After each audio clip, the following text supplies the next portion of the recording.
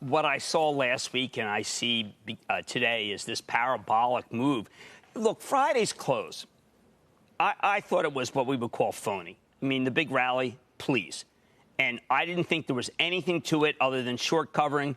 I think we'll revisit the lows that we saw Friday, and then we have to rethink because the selling, frankly, is too hard this morning. That doesn't mean that I don't think ultimately the people who don't know what they own shouldn't sell. I'm just saying this is just trying to find price discovery where we were Friday and then be able to figure out what to do. David, you know that kind of rally on Friday based on nothing is really a sign that people are desperate and shorts were desperate to cover.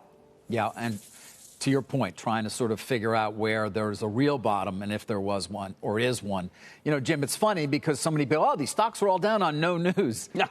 Remember all the days, day after day after day, week after week after week, maybe even month after month, where all these stocks were up on no news, and we just sit here and question their valuations to some extent, understanding the underlying businesses were very strong, but nonetheless, this is the price to sales. No, this is the price to sales. And earnings per share multiples that were, through the roof. And here we are now, people wondering, as they often do, well, gee, why is it coming down on no news?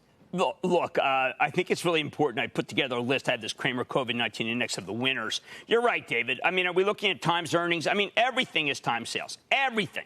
And what happens when you have that is that the value guys, the S&P guys, they're not even S&P names, they're not going to come in. The margin guys are going to get margined out. And I am specifically going to call out the Robinhood people. I know that this is something that we're not necessarily focused on in the sense that there's a broader cohort than Robinhood, and I'm using it as a rubric. But many of them are so over their heads that they will get so angry that I said that. But, Carl, I remember in March and April of 2000, I remember what it was like. I know there were a lot of people who said, you know what, I'm a millionaire. I'm not going to pay taxes. I'm a millionaire. Carl, these people lost everything.